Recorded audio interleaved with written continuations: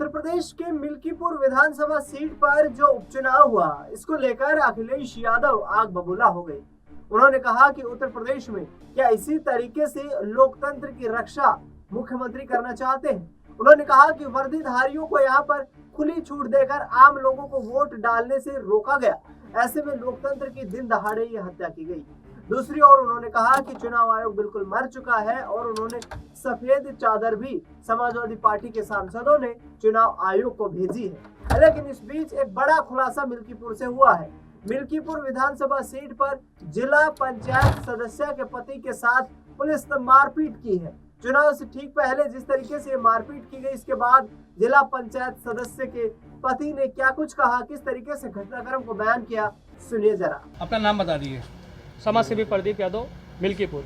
मिल्कीपुर में आपके साथ क्या घटना घटी है और कौन जो है इंस्पेक्टर थे जो आपके साथ इतनी बड़ी घटना जो घटी है, उसको क्या कहें? सर, मैं कल अपने घर पे था और खाना खा रहा था, तब तक जो है एसओ साहब का फ़ोन आया और बोला कि आप चुनाव में दारू बांट रहे हो।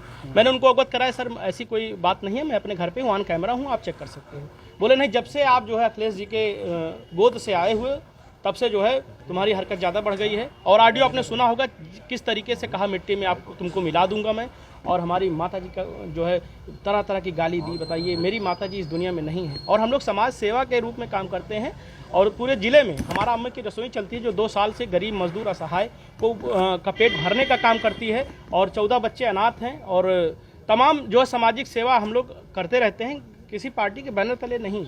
लेकिन विगत कुछ दिन पूर्व माननीय राष्ट्रीय अध्यक्ष श्री अखिलेश यादव जी ने हमको बुलाया था, सम्मान दिया था, हमको सम्मान दिया था, परिवार सहित बुलाया था, सम्मान दिया था हमको।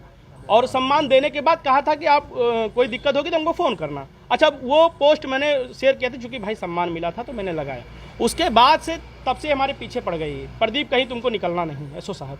और कल आपने देखा होगा किस तरीके से भद्दी भद्दी गालियाँ मुझको दी। मैं एक सामाजिक व्यक्ति हूँ, अगर समाज में जो है इस तरीके से मुझे गाली दे दिया तो मेरा सम्मान सर चला गया। सम्मान के लिए काम करता था, सम्मान जब चला गया तो कोई मतलब। उसके बाद 10 मिनट बाद फिर फ़ोन किया कि तुम्हारे घर में आ गया हूँ, हमको मिलो, ठीक है। उसके बाद मैं इनके पास गया, बिना नंबर की स्विफ्ट सफ़ेद कलर की गाड़ी से आए।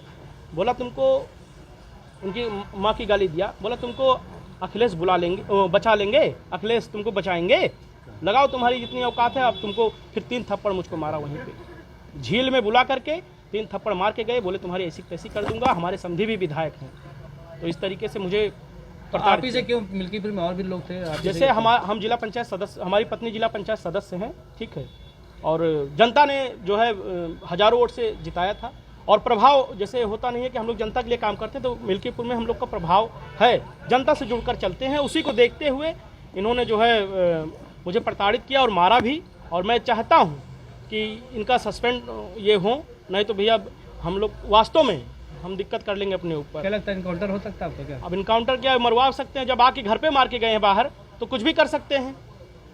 और जिसका ऑडियो भी मेरे पास है कि आपके घर के बाहर हूं मैं, किसी अधिकारी को एप्लीकेशन अभी मैं वहां से जान बचा के किसी तरीके से वहां भागा भैया, क्योंकि भैया एसओ साहब है, कुछ भी कर सकते हैं, पावर उनके पास है, पुलिस उनके पास है।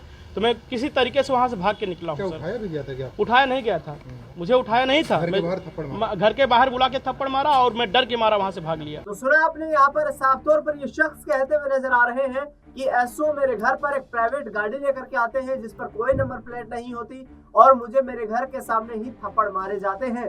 लिहाजा अखिलेश यादव से इस पूरे मामले की शिकायत भी की गई है। अब देखना यह होगा कि आखिरकार इस दबंग एसओ के साथ मुख्यमंत्री योगी आदित्यनाथ क्या इस पर कड़ा एक्शन लेते हुए नजर आते हैं। फिलहाल इस खबर में इतना ही। देश दुनिया से जुड़ी तमाम बड़ी खबरों के लिए आप देखते रहिए SPN 9 न्यूज।